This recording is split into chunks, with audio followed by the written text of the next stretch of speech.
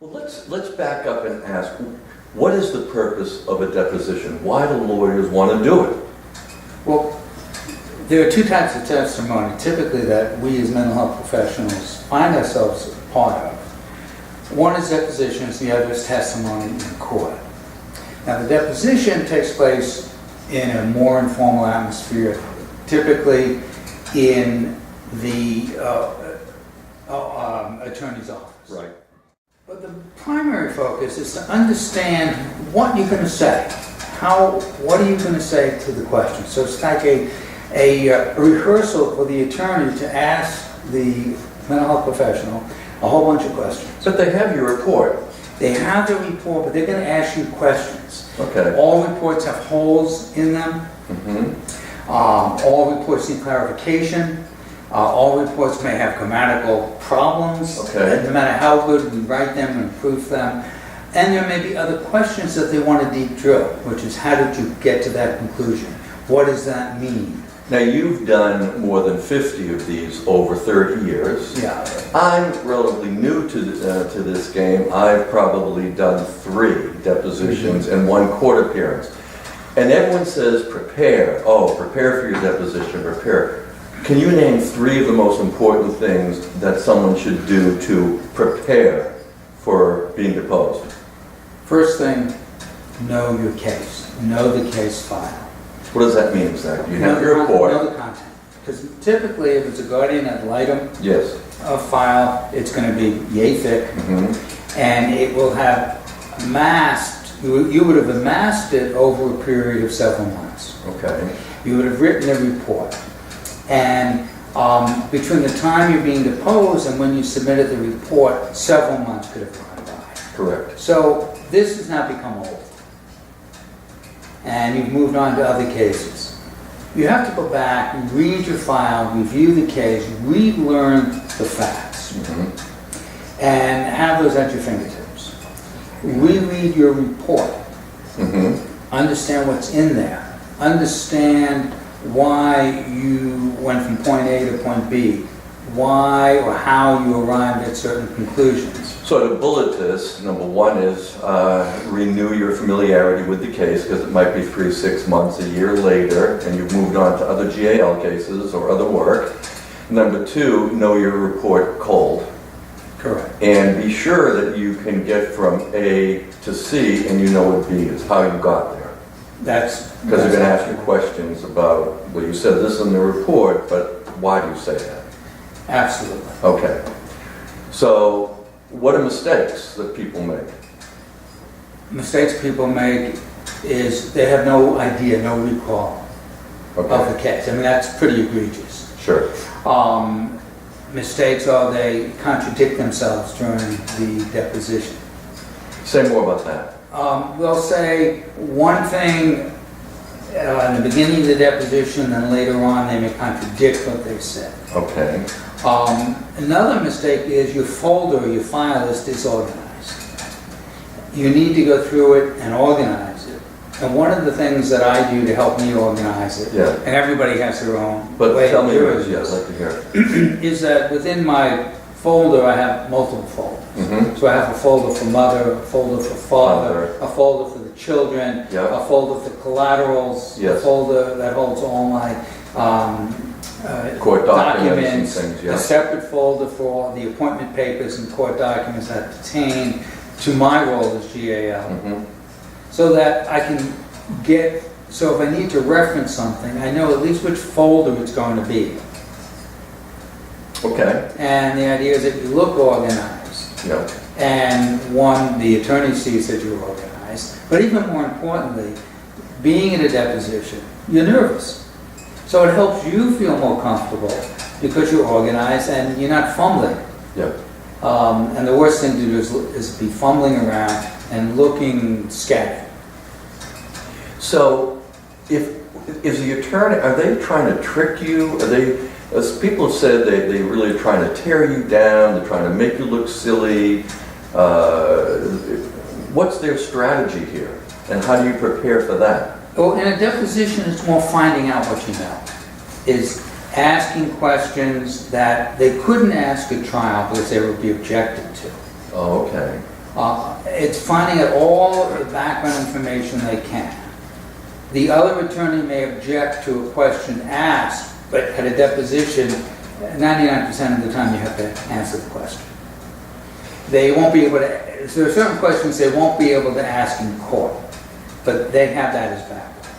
Now, what if you're being deposed and the other attorney isn't there, which has happened to me 3 times? It's happened to me too. It's just one attorney asking me questions, and I feel like no one's got my back.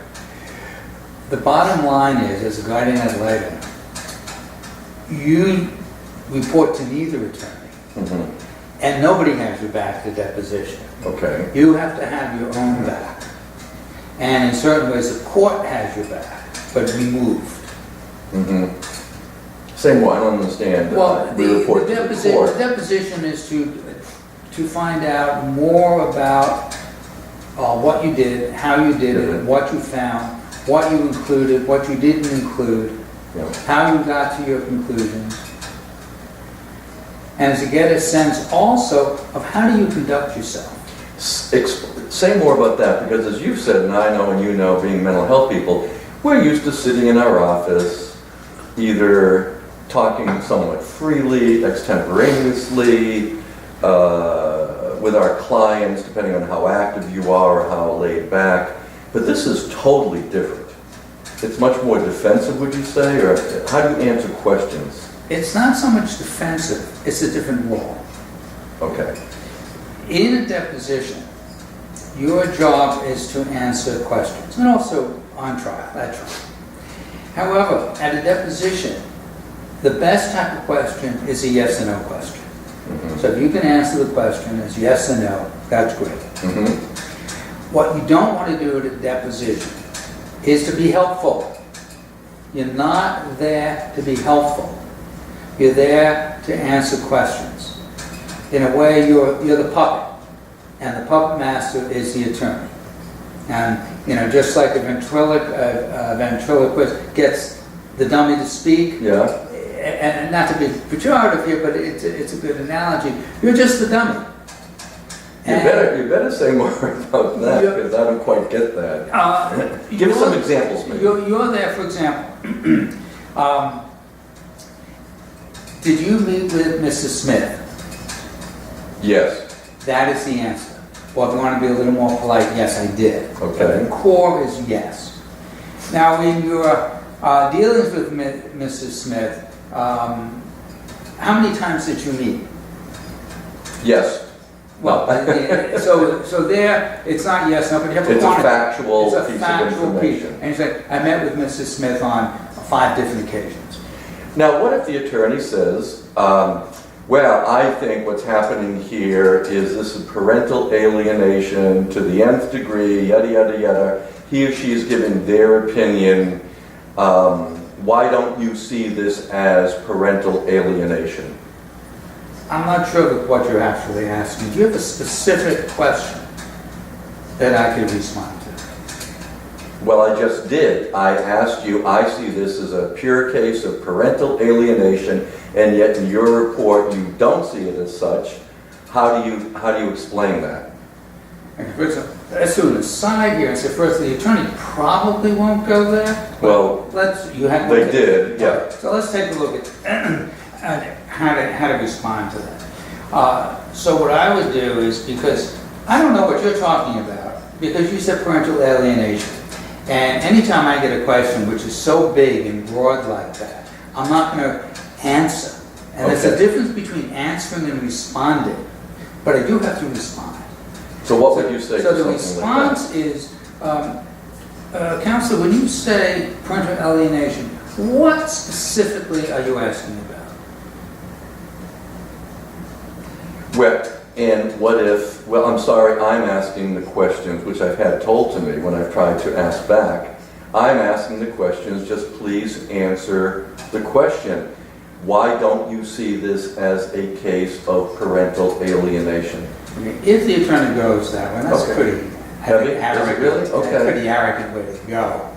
What I would do is say, Counselor, I'm sorry, I cannot answer that question in the way it was phrased. Okay. That's helpful. Because I'm not going to open the door, because I have no idea what he's referring to. So my answer to that was, well, I guess we can have a difference of opinion. I do see it, you see it as a case of parental alienation. I do not, and I explain that in my report. But you don't think that's a good answer? I wouldn't go there because You what is the definition of parental alienation? So I have no idea what I'm dealing with. So you would feel comfortable or recommend that we ask back to the attorney, please give me your definition? I always ask. And another rule of thumb that I practice is I do not respond or answer questions about labels. I push the attorney to give me behaviors. That's a really important point. We as psychologists, if you and I would have a clinical discussion about Mrs. Smith, we can toss back and forth our labels because we're pretty sure that we're using the same definition. Right. But if I'm working with an attorney, I have no idea what you mean versus what